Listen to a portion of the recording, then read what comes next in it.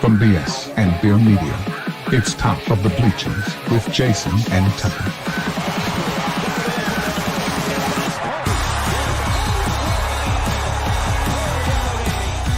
Smith coming right, trying to outrun the coverage, makes a cut, gets it. Oh, he's still going. Oh, he's going to score. He's got the ball. Let's see what the guys are talking about today.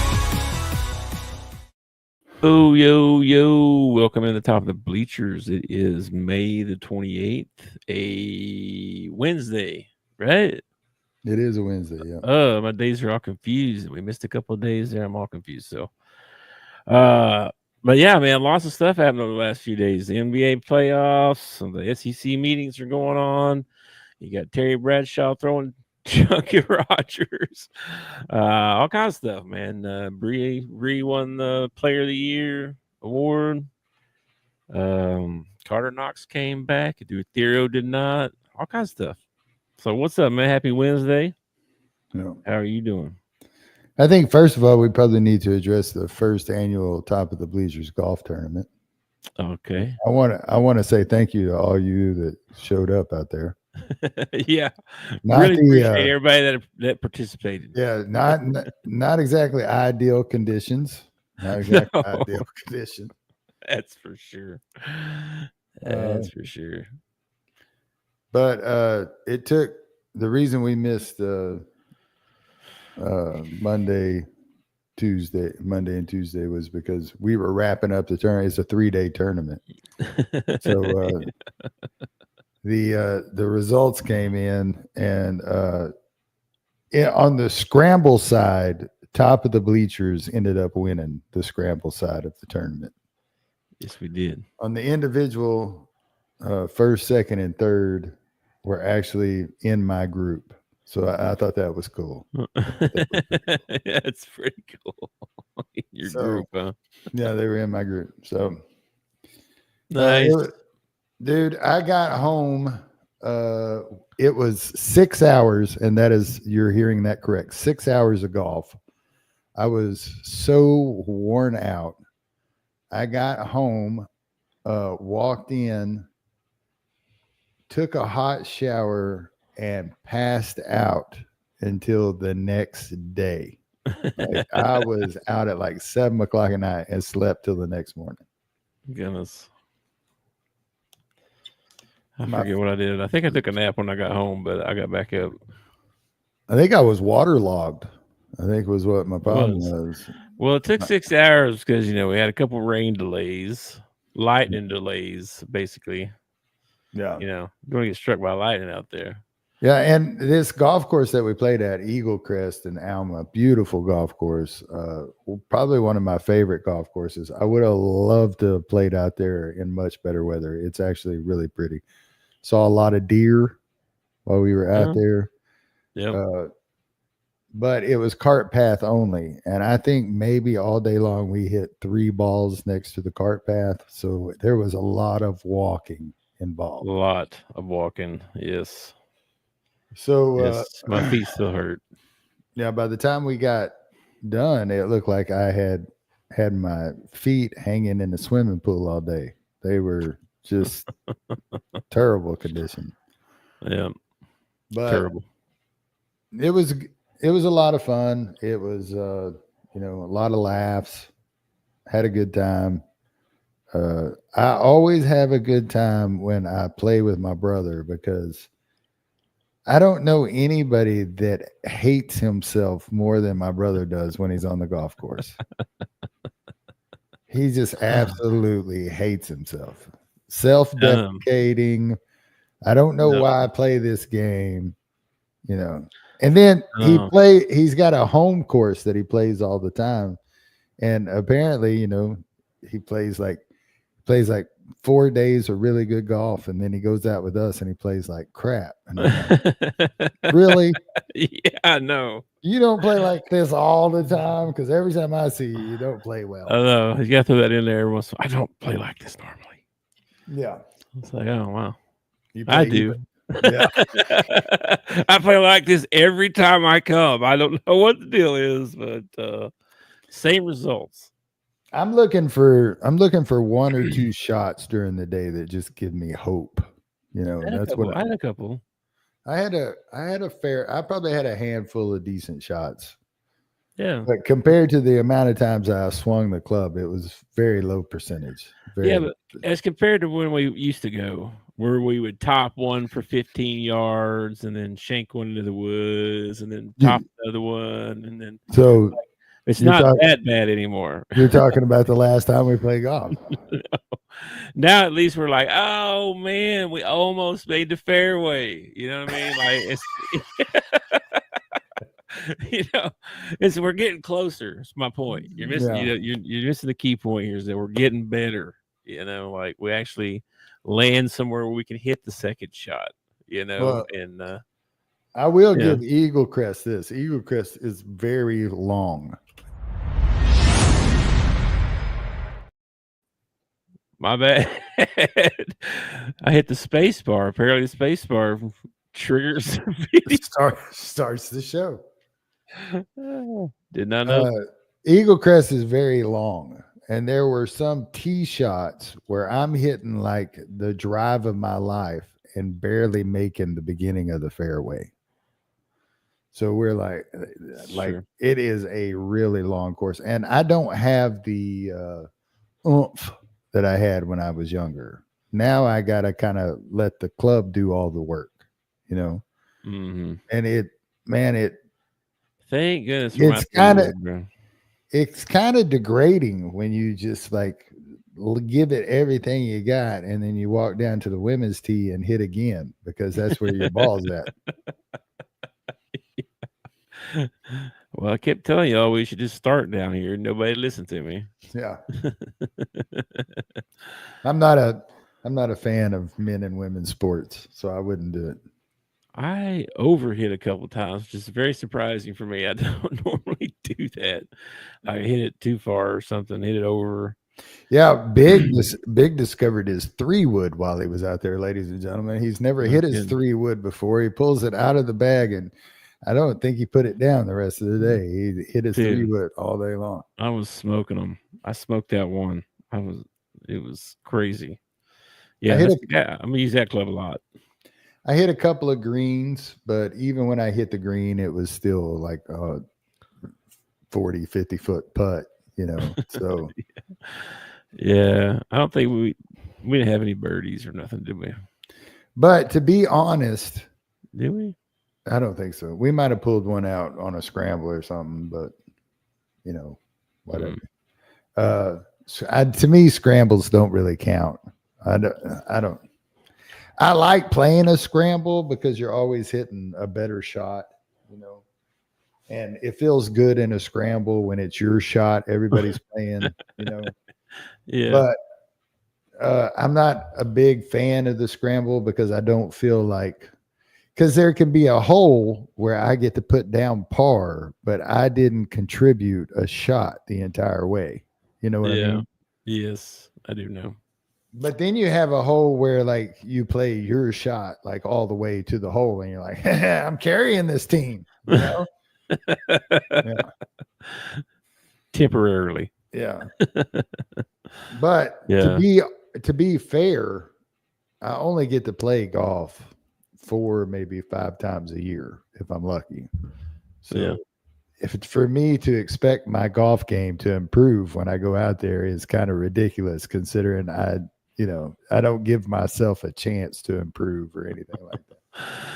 Yeah, I haven't played in a couple of years, I don't think, actually. So I did really good for not playing very much. So. Yeah, but I enjoy it. I had one summer where I got to go quite a bit. When I was in Indiana, I probably got to go maybe 10 times or something over the summer, you know, which is a lot for me. Like I go once a year, maybe once or twice a year now, if I'm lucky. I hadn't been in a couple of years, but I would like to play more. Let's play more.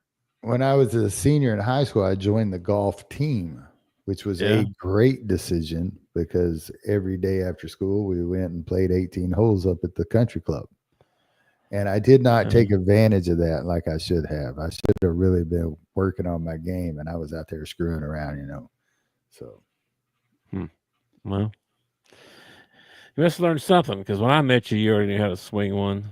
Just hitting them around. Dad got into golf when I was, I don't know, I was probably in 8th grade or so. Dad got involved in golf, and so I would go with him. But I mean, I never took a lesson or anything. It's a crooked stick you're trying to hit a ball with, Yeah, I never took a lesson either. No. Anyway, I was going to give you a quick update. I told for everybody that was watching the other day when we were talking about the Illuminati contacting us. I told you this about this. Oh, right? Yeah. I had totally forgotten about this. Yeah. Well, they sent me another message. Okay. All right. Did they threaten you this time? No, as you remember, let's see here. Let me pull this up again. If you remember, they said something like, do you accept this offer? Yeah. Right. Okay. And I didn't reply. I didn't answer. I didn't say nothing. I want to join your cult, bro. Yeah. And I got another message from her. It's a her? According to the picture. Okay. All right. It's a woman. I didn't know that they let women into the Illuminati. I thought it was like a boys' club or something like that. No. This is for all the powerful people. All evil folk. Okay. All right. Anyway, I got a question mark. Okay. That's the whole entire message was question mark. Oh, she wants to know if you accept or not. She wants to know. Maybe she's fixing to come after me. I don't know. I would not answer it, man. I'm not answering that, dude. I wouldn't answer that. Anyway, I was going to give you an update on the Illuminati story. I keep getting scam texts about how I haven't filled out the correct paperwork on my mortgage, and they need me to fill this out and send it back to them. And I'm like, no. Yeah. Not doing that. First of all, if the paperwork's not right on my mortgage, shouldn't that be the mortgage company's problem, not mine? Yeah.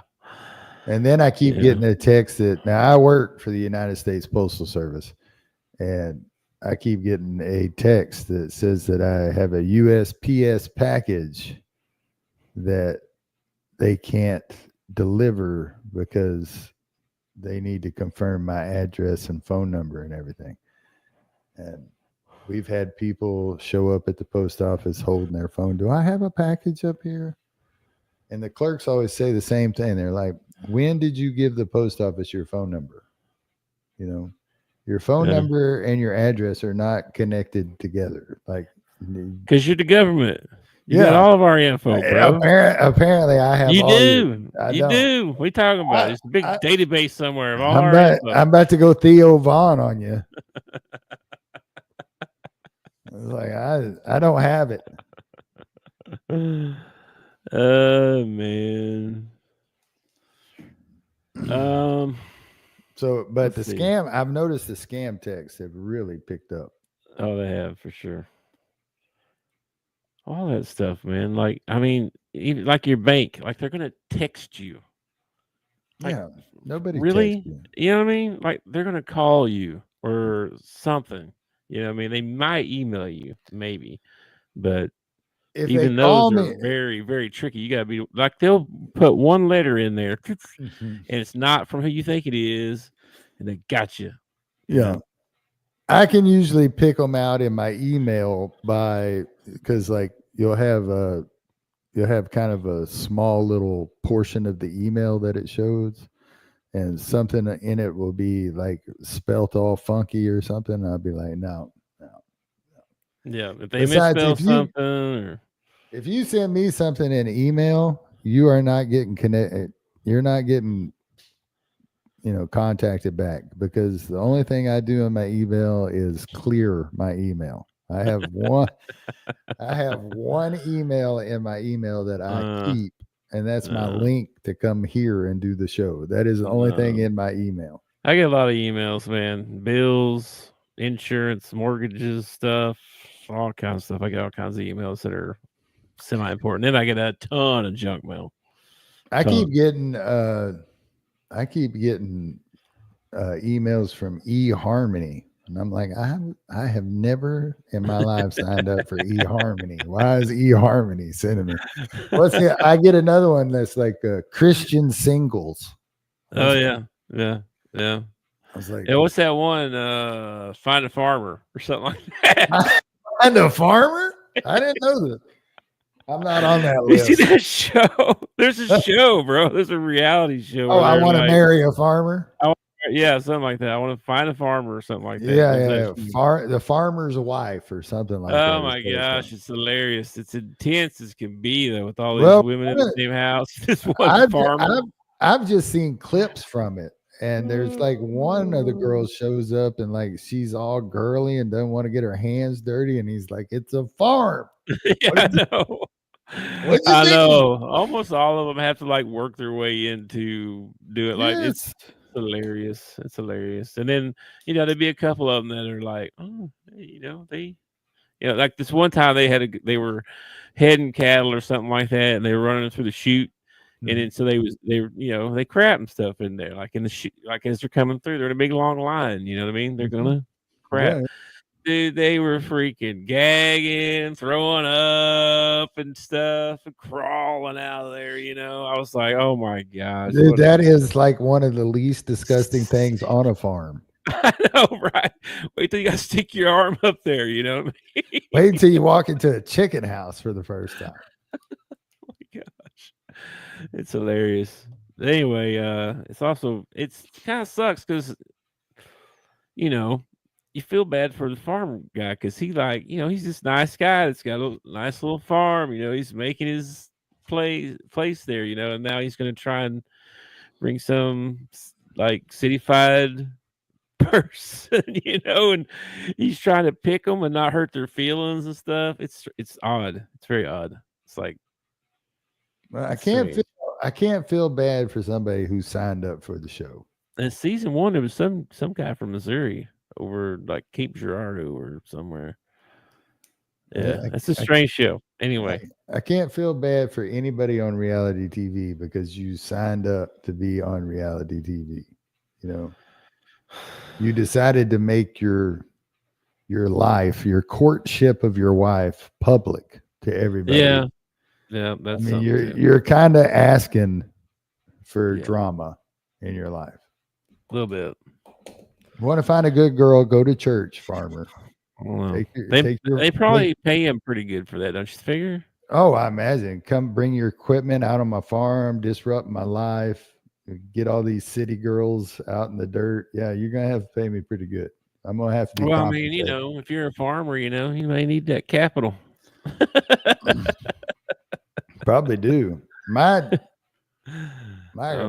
grandpa, who was a dairy farmer for years, used to tell me that the only people telling you that there ain't no money in farming is farmers. Yeah. Well, I said, why is that? He said, because they don't want you farming. No. I've been in farming. There ain't no money in that. I think it depends on what you're farming and what kind of capital. It's just like any business. If you have vegetables or something. If you have the capital to go in and buy your farm outright, then that too. Most farmers are making a payment on their land, making a payment on, everything. Yeah. So it's hard to make a profit. It's just like truck driving. Like truck driving pays good money, but then you start thinking, oh, I need to own my own trucks. Yeah. Well, all you're asking for is more headache. Now you got road tax, you got all this stuff you got to do, plus pay drivers. And guess who gets paid last? The guy who owns the trucks. That's who gets paid last. Yeah, I know it. And then they don't raise the price of freight anytime and raise a bunch of fuel prices, and then you're screwed. And then these trucking companies want you to all right on the I bet you the egg farms are doing really well right now. I think we probably could have done really well on the egg farm if we would have been able to have a updated egg farm, because every time we turned around, we were having to fix something that was broken. Or I think we could have been all right. Actually, we were doing pretty good if we would just. I mean, I think I don't remember if it was 5 years. Might have 15. 15 years. Stick it out for 15 years. Not even that, probably. Just, half that, if that at all, probably. And then we could have moved to something bigger or got something better, But we Well, were I making it, like- we were making pretty good. Just I like the spot and all that. It was just our chicken houses they needed updating, and we were, every time we turned around, your dad was having to work on something. We was having to fix something that was broke. It was like Yeah. we had a whole side curtain fall down one day, just fall down, and we got to figure out how to wind it back up. It was, it's kind of like being on the farm, though, I think. well, it's crazy too, because in most jobs, if something goes wrong, you can turn to somebody and say, how do I fix this? Yes. In farming, when you're doing it yourself and something breaks, buddy, you just got to jump in there and figure it out. You got to figure out how to make it work. And, Yeah. If your dad didn't show you, figure it out. what are you going to do? You got to figure it out. Nowadays, there's probably a YouTube video to show you how to fix it. I'm sure there is. There's all kinds of farming guys like that do podcasts and stuff.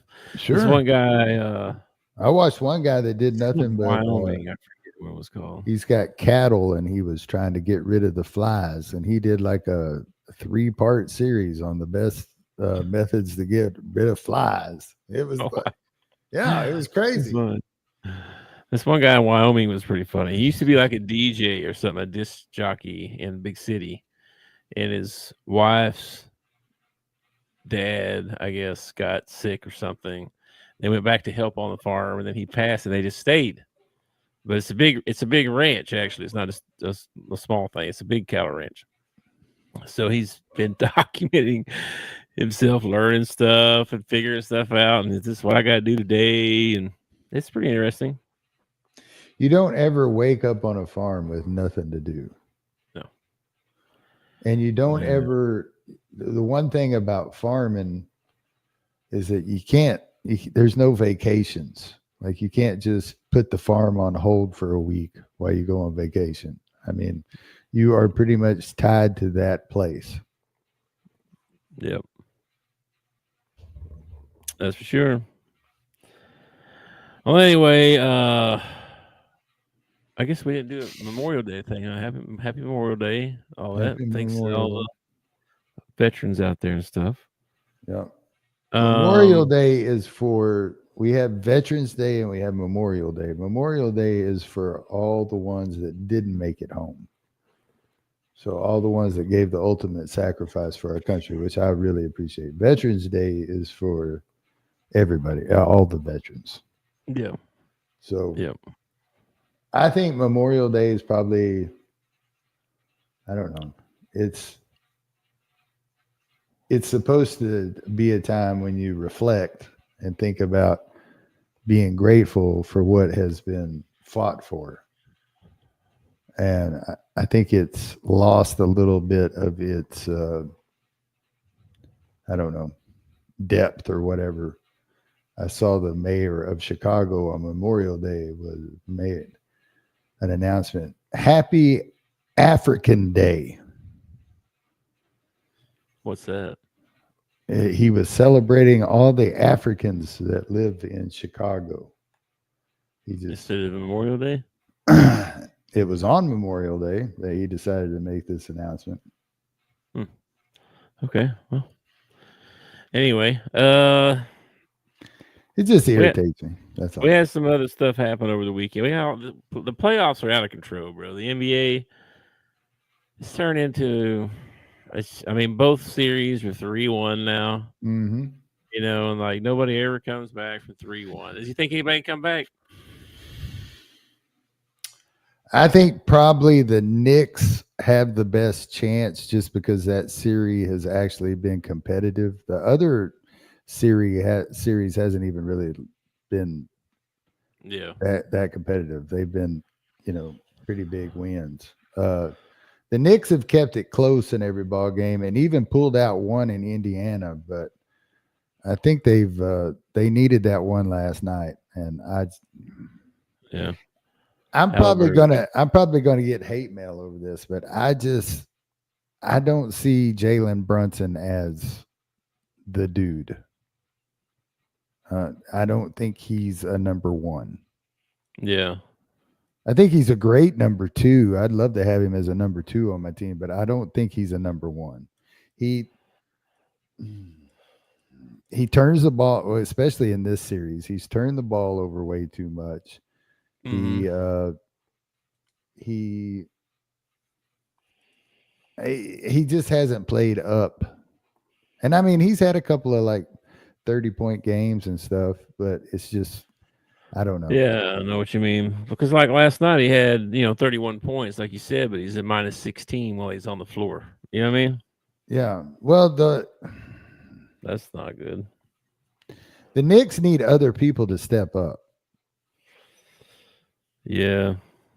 I mean, I don't know, bro. Mitchell Robinson started for you and did 6 points. Well, Mitchell Robinson's in there as a defensive thing. He's not in there as an offensive threat. I know, but still. How many minutes did he play? He only played 19 minutes. Why is this guy starting? Why don't you just start Josh Hart? What are we doing? I don't know.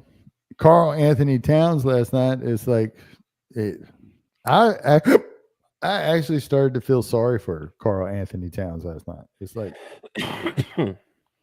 they come down the floor and he get the ball and dribble it out of bounds. He get the ball and get it knocked out of bounds. He get the ball and miss his shot, gets a rebound, miss his shot. And it was like he was working his butt off to try to help them to win, and nothing was working, to the point where I'm like, man, I don't know. I think they need another piece. I think the Knicks need, I think they're really close. They're really close to having a championship team, but they're missing a number one is what they're missing. They're missing somebody that can go and get them a bucket when they need a bucket. Yeah. I mean, they shot pretty decent. Shot their free throws pretty decent. They've been competitive in every game. I mean, the Indiana Knicks series has been the best series. 17 turnovers. Yeah, that's another thing. Brunson, like in this series, has been turning the ball over like crazy. Well, they only had 3 last night, but that's compared to Josh Hart, who had 5. That's the most. But yeah, bunch of turnovers. And I'm not a Knicks fan or an Indiana fan, so I can say this, and I don't have a dog in the fight, but the refs last night were terrible. Absolutely terrible. I mean, it looked like the Knicks could get beat up on one end and not touch Indiana on the other. That's what it looked like. They don't share the ball like Indiana, man. I mean, Indiana had 29 assists. Okay? They don't play defense like Indiana either. Indiana plays hard. They play hard on both ends, which is what you need. 17. That's what you need for, a championship team. I think Indiana's got a real shot at winning the championship. I don't know, man. OKC looking pretty good. OKC was my pick before the playoffs started, but it would not surprise me if like Indiana gave them a run for their money. Yeah, that's with the assumption that OKC and Indiana are in the championship. Okay, I mean, never know, right? I don't want to throw water on Knicks fans or on Minnesota fans. I mean, it's possible. They're like Jim Carrey said in Dumb and Dumber. So you're telling me there's a chance? There is a chance, but you're going to have to play lights out for the next 3 ball games. Yep. And what a colossal, like if you are OKC or Indiana and you let the other team come back and win the series, oh my gosh, you're devastated. How could you not be devastated? Yeah, for real. I don't know, man. Indiana's just playing really well. Is it back at? Let's see, where they at tonight? Does anybody else find it interesting that the trade earlier this year that sent Cat to New York, sent Randall to Minnesota, both of them make the finals and both of them are going to be put out at the same time? That's like the most even trade I think I've ever seen in the NBA. I guess it worked out for both of them, or didn't work out. It didn't work out for both of them. Where it did, I don't know. Well, anyway, we got the Thunder tonight at home. Going to try and close it out. See how that goes. I think it's over tonight. I think so, probably too. And then the WNBA, we're talking about this a little bit. Caitlin Clark's out for 2 weeks. But I was looking at the standings, man. The Lynx, the Minnesota Lynx, 5-0. New York Liberty, 4-0. Doing good, man. Season's underway for the WNBA, if anybody cares. Well, I know all those Angel Reese fans out there. Oh, my gosh, bro. That girl. Got some problems, man. I think she's got some problems. I think she got some serious problems, but that's just me. So, and I'm just talking about her game on the court. I ain't even talking about off the floor. Like, can't hit a free throw, can't hit a layup. I mean, half the rebounds that you get are your own misses. I mean, you're so worried about what other people are doing in the league. You got to comment on it every time they put a microphone in front of you. Why don't you worry? You need to hit the gym and worry about your own game, because your own game's kind of sucking right now. Okay. I know, bro. Quit worrying about what everybody else is doing in the league and work on yourself. That's what I would tell Angel Reese. Yeah.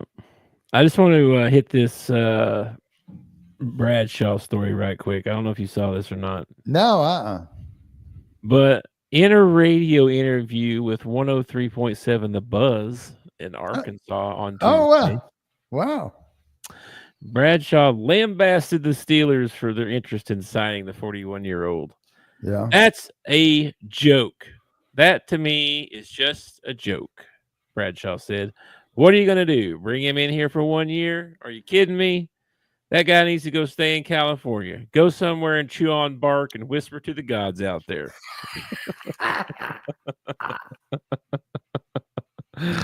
He said, went on to say that the organization was this a failure for how they managed the Kenny Pickett thing. And yeah. Oh, he liked Kenny Pickett? I guess he liked Pickett. Yeah. Well, he says, I liked Kenny Pickett.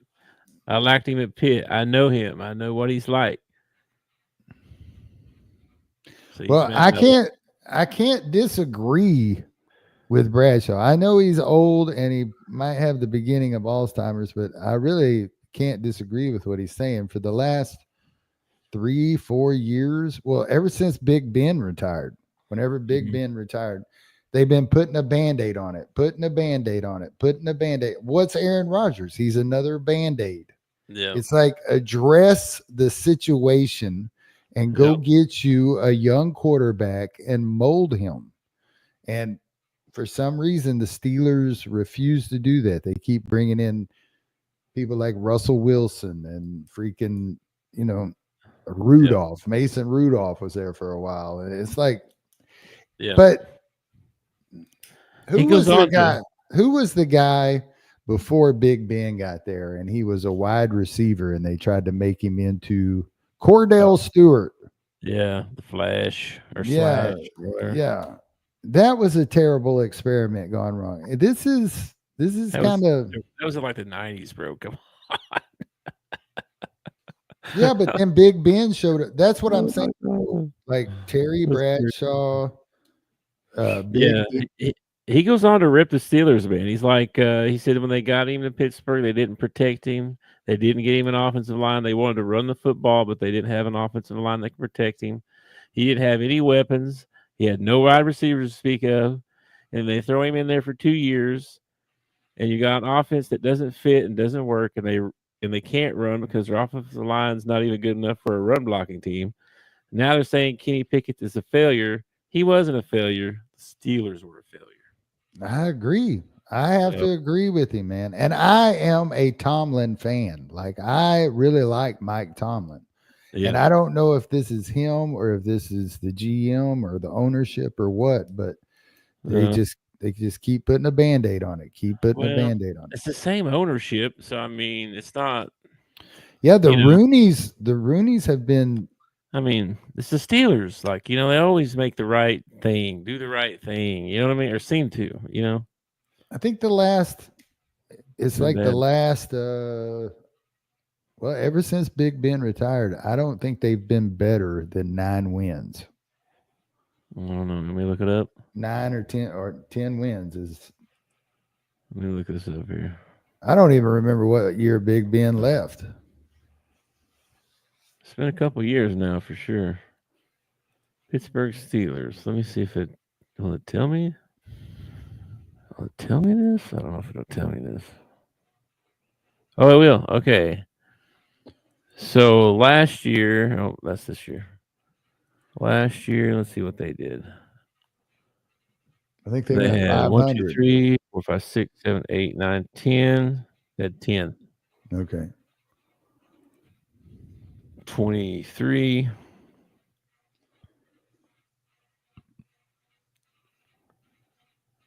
10. 22. 9. So I don't know when. I don't know when Big Ben left. Roethlisberger was still there in 21. Okay. So 22. Trubisky. No, I forgot about Trubisky. Yeah. Trubisky, yeah. That year they won 1, 2, 6, 7, 8, 9. They won 9 that year. So they've gone 9, 9, 10, 10 since Big Ben left. Yeah, and then they had Rudolph, and they won 10. And then last year they had, they had him, and they put Pickett in like halfway or whatever. Then they got Wilson. Yeah. And they won 1, 2, 3, 4, 5, 6, 7, 8, 9, 10 again. But they lost the last 4 of the year. But that whole year wasn't just Wilson though, because they started the year off with the kid. Yeah, they had Justin, what's his name, backup, Justin Fields. That's what it was. They played. Wilson got hurt or something, right? He got hurt, and so Fields had to play, and so that was a big deal when he was ready to play again. Then Wilson come back and took over. Since Big Ben left, they have just been putting a Band-Aid on it, and that's all Rodgers is another Band-Aid. Yeah, I don't like that for this. I don't like him anyway. Like I wouldn't want him as my quarterback now. 10 years ago, okay, sure, but not right now, no. Well, I mean, not only that, but like him taking so long to make up his mind, you're missing time that you could have with your receivers. You're missing time that you could spend in the quarterback room. You're missing time that you can spend with the playbook. And Rodgers has been doing this for 20 years. So I'm sure in his head he's like, "Oh, I'll pick all that up pretty quick. Don't worry about that." Yeah, probably. Surely he's staying in shape though, right? You think? I don't know. He's not really ever been in great shape. I mean, he's got his whole career has kind of been a dad bod. You know what I mean? Yeah. He hasn't. Let's see, man. What else would we say? Oh, the SEC meetings this week. Been some interesting things. There was a big fake news thing that came out. I don't know if you saw this. But somebody put out that Craig Sankey said that SEC is leaving the NCAA in 2029, 2030. Put out a tweet, graphic, the whole deal. Even John Crook on national TV brought it up and mentioned it. But it's been debunked. That's not true. He did not say that. But there's been some other stuff. They're talking about going to 9 games instead of 8, which would be a change. That's like conference games or whatever, And then the other thing they want is a mandatory 1 game against the Big Ten. Big Ten, SEC everybody plays 1 game. You know what I mean? And then you have 2 non-conference games that are whoever you want to play. Okay. All right. So that's what they wanted. I don't know if it's passed or they're voting. I don't know what they're doing. Talking about it. Why the Big Ten? Well, that's the 2 big. Everybody else sucks. What do you mean? I think the Big 12's okay. Not really. No, the 2 big ones are Big Ten and SEC. That's all they really care about. I mean, it's the SEC meetings anyway. It's not like Big Ten had their meetings or whatever. It's just SEC only discussions, I guess. And Sankey don't care about nobody else, bro. Wouldn't the Big Ten have to, they'd have to okay it. They may not want to play a team out of the SEC in their non-conference. Yeah, I don't know. And each coach has kind of had their own scheduling idea. You know what I mean? Like Lane Kiffin pitched an idea, sort of, and Brian Kelly's got his own take on it, and DeBoer's got his own take on it too, they're doing that, and then they changed the reseeding, for the college football playoff.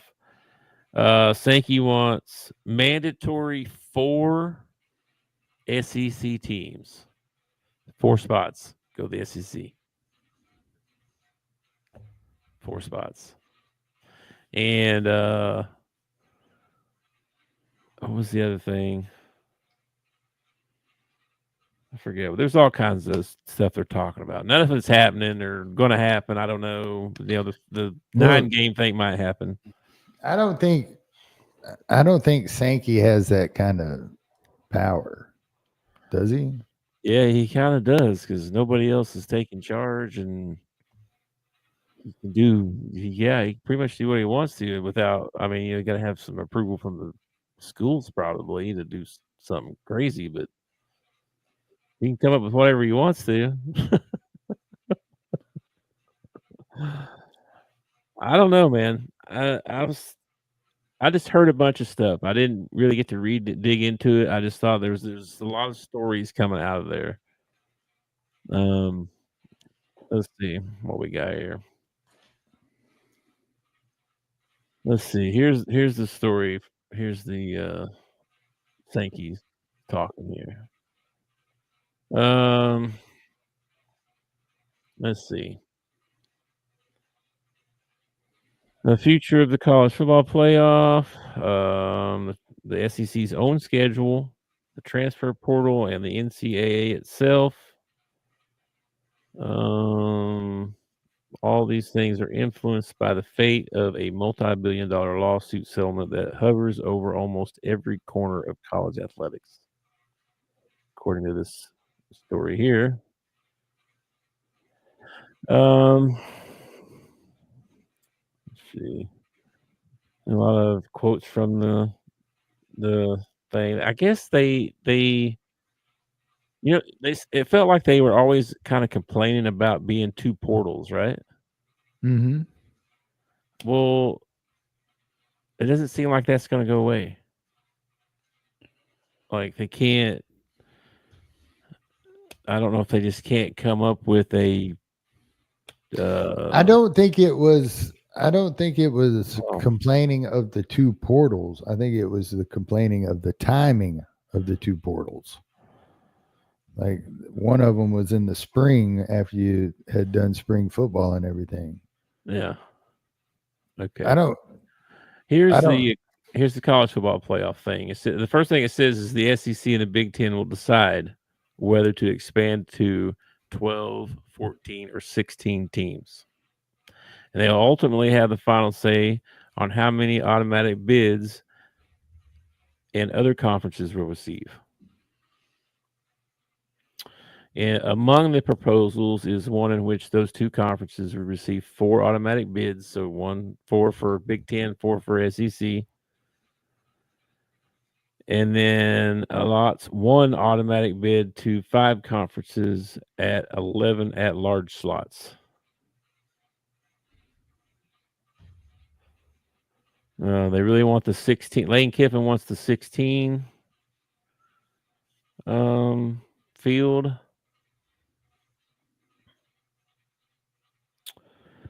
Let's see what else it says there.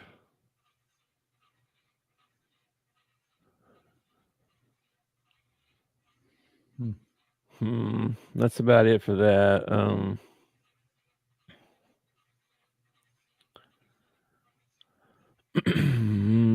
don't know. Transfer portal. Let's see. I don't know, man. They wanted to change a bunch. Kirby's like, it's really hard to play in a championship setting and have to be dealing with that.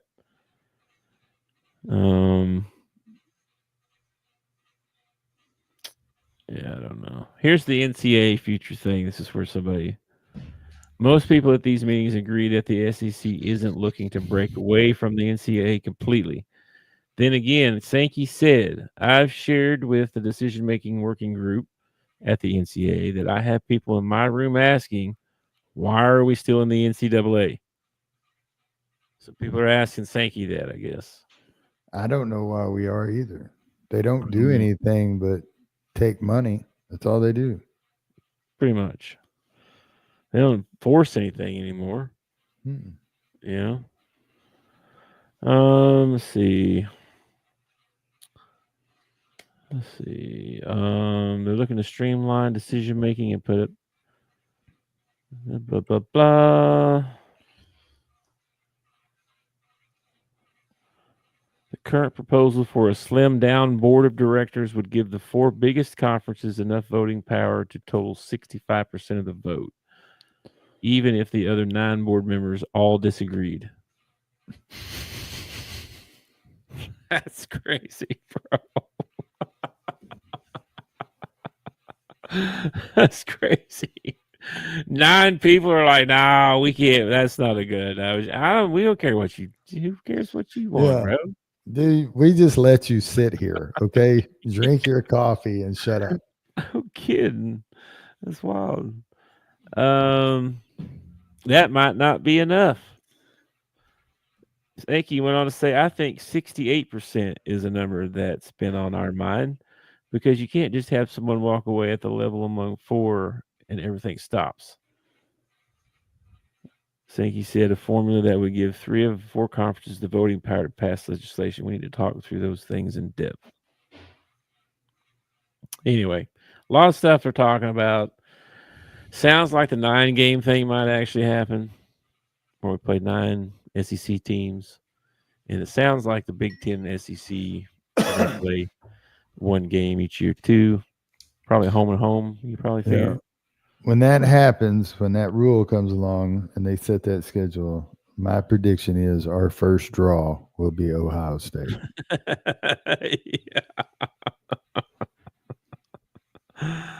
Yeah, it might be.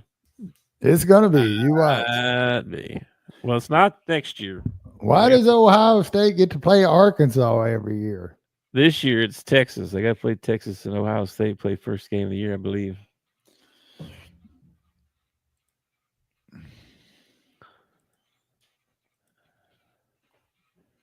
Anyway,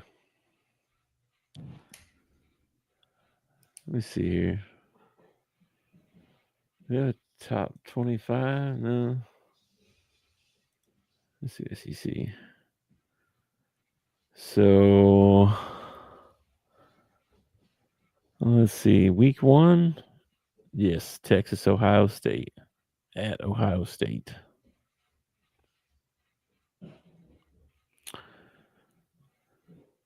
The other thing I've heard him talking about here a lot lately is expanding the NCAA basketball tournament again.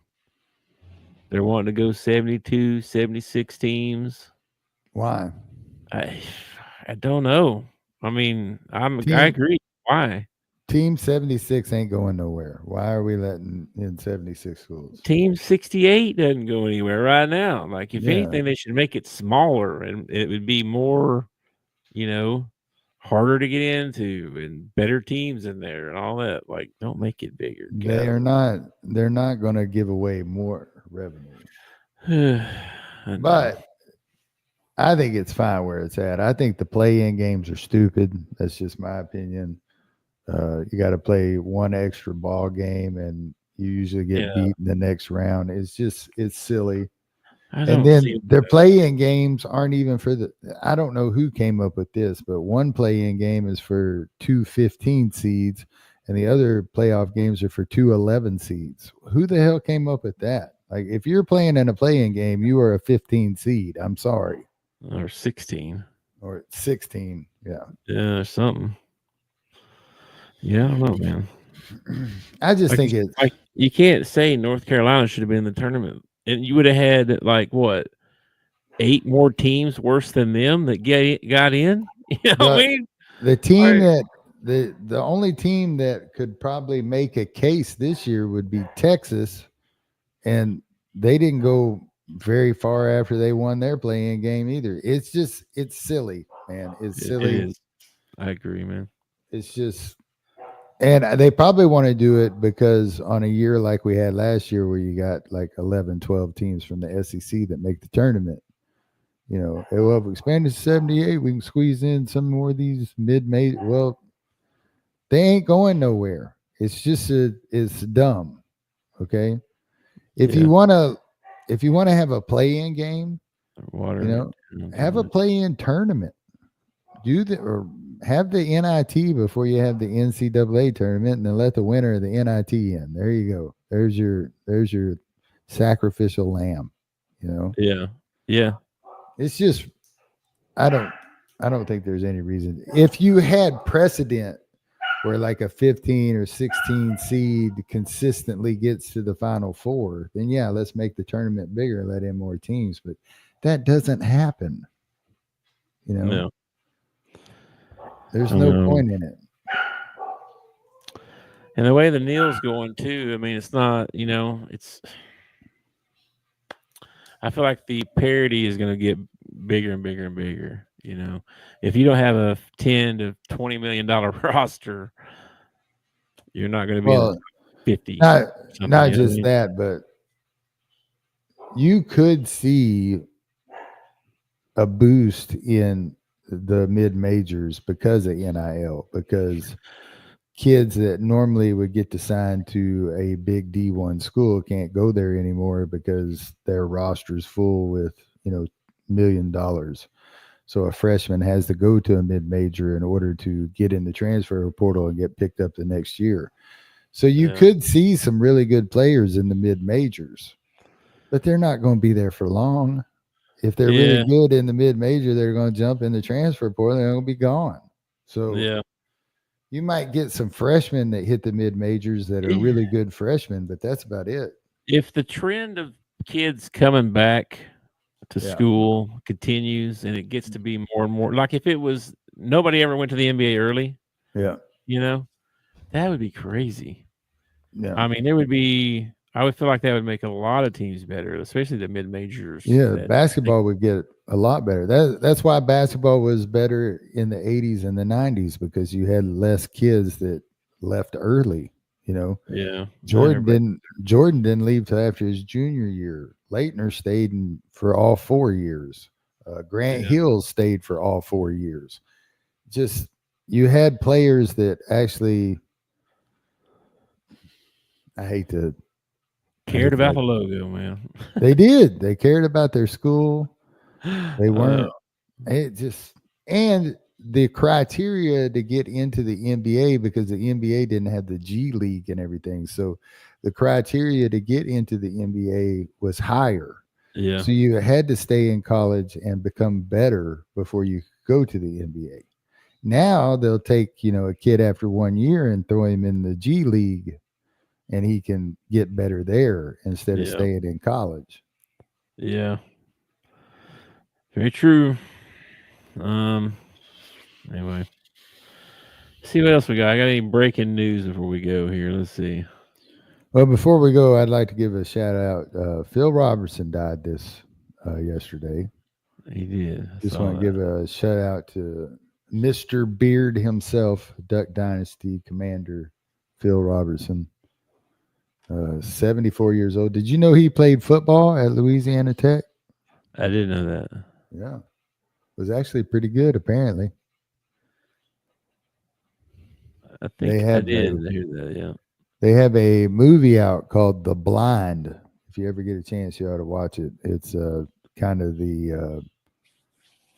like the story of how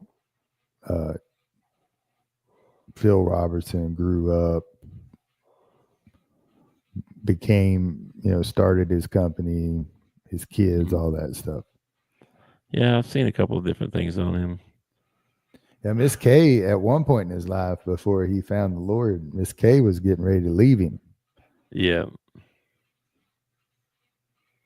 Yeah, I heard that. And then I heard Sean Hannity talking about him, and he was saying that he wanted to interview him. And Phil was like, "You want to interview me, you got to come to my place. I ain't coming up there." Because at the time he was in New York. He's like, "I ain't coming up there. You got to come to my place." So this is when the whole A&E had canceled him and everything, because Phil had put out his comments about gay people, and A&E canceled him. And then the fans of the show threw a fit, and their suspension lasted for 9 days, and then they put the show back on. And so Sean Hannity went down to interview him at his place, and he says, this guy's millions of dollars. This guy has made millions of dollars. He's still living in a trailer in the backwoods in Louisiana, and you walk into this trailer and there's like $1 million kitchen on the end of it that he's built for his wife. And he told him, he said, "Sean, I tell you what you need to do. We need to go out here, and I got a little place out here behind the house where we can take you out and dip you in the water and baptize you." And Sean was like, "I have watched your show. There are gators in that water." And he said, "Yeah, you got to have some faith, get baptized in these waters." Oh my goodness. Couldn't do it. That'd be tough. All right. Well, you gonna watch the basketball tonight? Yeah, I'll probably watch some basketball tonight. We got a comment. Hang on, we got a comment here. Travis Hunter's girlfriend got paid more than Shedeur Sanders. Well, she did get a Benz on wedding day the other day. Did you see that? I did see that. Yeah, she got a G-Wagon. I like that. Come on, bro. Man, I mean, what would you make? You sign a multi-million-dollar contract and you get married. Are you not buying your wife something extra special? No. No, wow. Probably not. Might buy her car, but it ain't going to be a Benz. And it ain't going to be as some big display in front of everybody and look at me and all that. She better be taking half the snaps. That's funny. I don't know. I think that would probably be my biggest problem if I became filthy rich. I hit 100 million lotto, dude. I'm buying everybody everything. Like, somebody's gonna have to stop me. I'm gonna be buying everything. I'm buying a lot of stuff for other people for sure. I am, dude. That's gonna be like my favorite thing to do is to buy people stuff. Hear them complain about, man, my house payment's killing me. Huh? just paid your mortgage off. There you go, man. That would be nice to help people that way. All right, man. Well, I'm gonna get off here and do some dinner, and then be watching some NBA probably a little bit. So nothing else. There's a WNBA on, I think, but the regionals don't start till Friday. They're like 2:00, by the way. And by the way, no show tomorrow. I gotta go see the tax lady. Okay. All right. Yeah, because it's freaking May, and taxes are due in April 15th. April, yeah. I'm a little late. It's all right. It's all right. I think We filed an extension and all that. I'm legal. I'm not tax evading. The way I look at it, Uncle Sam ought to just be happy I'm sending him anything. Okay. By God, they take enough. All right, they take enough. After what Doge uncovered about all the fraud and misuse of our money and everything, I feel like we shouldn't have to pay taxes ever again. All right. Go back and get some of that crap you gave away and use it. Stop taking mine. Yeah. Anyway. All right, bro. I'm going to get off here. I'll catch you tomorrow. No, I won't catch you tomorrow. I'll catch you Friday. Friday. Hey, I'm so messed up on what days it are. The one day off is totally confusing me. All right, dude. Peace out. Go Hogs. Thanks for watching our show. Remember to subscribe for more shows on the network. Smash the like button, share, and comment.